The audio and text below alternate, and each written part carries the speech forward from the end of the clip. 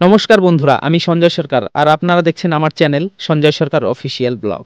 আজ আমি যেখানে দাঁড়িয়ে আছি সেই দৃশ্য দেখে আমার বা আপনাদের কারোরই মন ভালো থাকার কথা না। আপনারা আমার পিছনে দেখতে পাচ্ছেন শান্ত সবুজ গ্রাম ইন্দ্রের কুঠি আজ জলমগ্ন।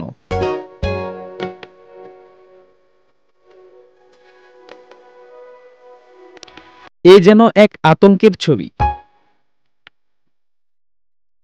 কয়েক ঘন্টার অবিরাম বৃষ্টি এবং প্রাকৃতিক দুর্যোগের কারণে আমাদের পাশের ইন্দ্রের কুটির আজ কার্যত বন্যায় ডুবে গিয়েছে।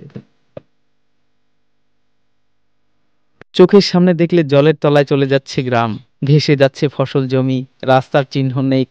কয়েক ঘন্টা আগের এই ছবি দেখলে বিশ্বাস করতে পারবেন না যে এখানে প্রাণের স্বাভাবিক ছন্দ ছিল।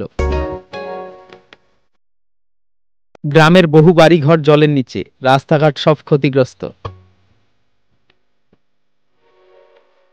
দেখুন, এই ছিল গ্রামের মূল রাস্তা, আজ এখানে হাঁটু জল।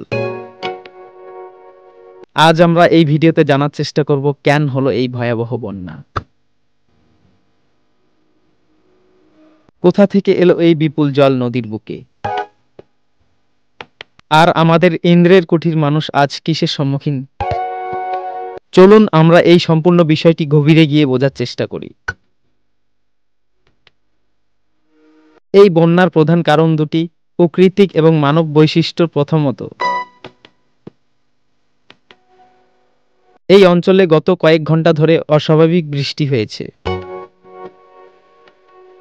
একটি শক্তিশালী নিম্নচাপ ও ঘূর্ণিঝড়ের প্রভাব ছিল, যা মেঘ বিস্ফোরণের মতো অবস্থান তৈরি করে অল্প সময়ে বিপুল পরিমাণে বৃষ্টি ঝরিয়েছে। দ্বিতীয় এবং গুরুত্বপূর্ণ কারণ হলো নদীর জলের ধাক্কা। আমাদের এই অঞ্চলের পাশ দিয়ে বয়ে যাওয়া নদীগুলির এই জল কোথা থেকে এলো? আসলে শুধু আমাদের এলাকায় বৃষ্টি নয়, নদীগুলি উচ্চ অববাহিকা অর্থাৎ পাহাড়ি অঞ্চলে যেমন দার্জিলিং, সিকিম, ভুটান সংলগ্ন এলাকায় প্রচণ্ড বৃষ্টি হয়েছে। সেই অতিরিক্ত জল তীব্র বেগে পাহাড় থেকে নেমে আসে এবং সেই নদীগুলির জলস্থলকে বিপদসীমার অনেক উপরে তুলে দিয়েছে।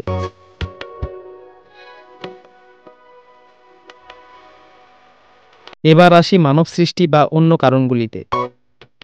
বছরের পর বছর ধরে নদীতে পলি জমেছে, কিন্তু সেই অনুপাতে নদী ড্রজিং বা খনন করা হয়নি। ফলে নদীর জল ধারণ ক্ষমতা কমে গিয়েছে। সামান্য বৃষ্টিতে নদী ছাপিয়ে জল লোকালয়ে ঢুকছে। এই সব কিছু কারণ হতে পারে। পাশাপাশি বহু জায়গায় নদীর পাশে অবৈধ নির্মাণ ও অপরিকল্পিত বাঁধ বা দুর্বল নদীর বাঁধ বন্যায় তীব্র বাড়িয়ে দিয়েছে। এসব কারণে মিলিত ফলই আজকের ইন্দ্রের কুঠির এই ভয়াবহতা। মানুষজন আহত না হলেও যেমন বিপুল ক্ষতিগ্রস্ত হয়েছে তা দেখলে বুক কেঁপে ওঠে। সবচেয়ে বেশি ক্ষতি হয়েছে কৃষি জমি ও ফসল। বর্ষা আসার আগে বা ঠিক আগের সেই সকাল চাষিরা নতুন ফসল লাগিয়েছিলেন, বিশেষ করে ধান ও সবজির ক্ষেত। সব আজ জলের তলায়।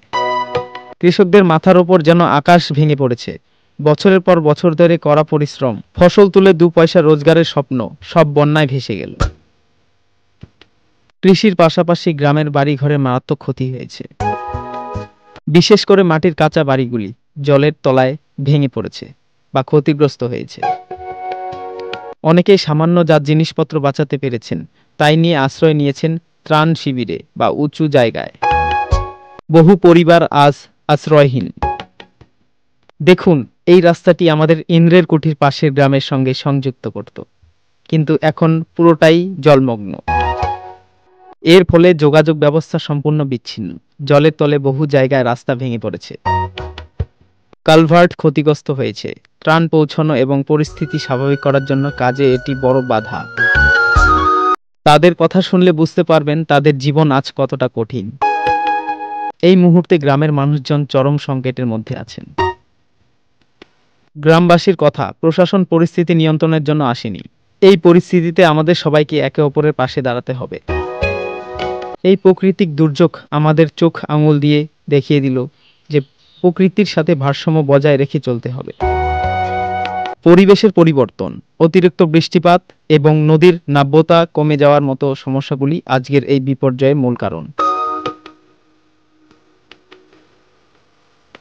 এই পরিস্থিতিতে আমি শুধু ইন্দ্রের কুঠি মানুষজনের কথা ভাবছি, যারা রাতারাতি তাদের সব হারিয়েছে, বাড়ি, জমি, রাস্তা সবকিছুই ক্ষতি হয়েছে। আমার এই ভিডিও বানার একটাই কারণ, আমি চাই সরকার এই ভিডিওটি দেখুক এবং স্থানীয় প্রশাসন ও ক্ষতিগ্রস্ত সঠিক হিসাব নিয়ে পুনর্বাসন ও ক্ষতিপূরণের ব্যবস্থা করুক, যাতে এই অসহায় মানুষ আবার নতুন করে জীবন শুরু করতে পারে। আমরা আমাদের চ্যানেলের পক্ষ থেকে আপনাদের কাছে অনুরোধ জানাচ্ছি, যেখানে যেখানে বন্যায় ডুবে গিয়েছে সেই সমস্ত জায়গায় একটু গিয়ে দেখে যাদের পরিস্থিতি একদম খারাপ তাদের কিছু টাকা ডোনেশন করুন। মানুষের পাশে মানুষ, এটাই এই সময়ের সবচেয়ে বড় স্লোগান। আমি সঞ্জয় সরকার আজ ইন্দ্রের কুঠির এই ভয়াবহ চিত্র তুলে ধরলাম। আপনারাও কমেন্টে জানান আপনাদের এলাকায় কেমন পরিস্থিতি। এই ভিডিও সকলের কাছে পৌঁছে দিতে অবশ্যই শেয়ার করুন। আর এই ধরনের জরুরি ভিডিও দেখতে চ্যানেলটি সাবস্ক্রাইব করে পাশে থাকুন।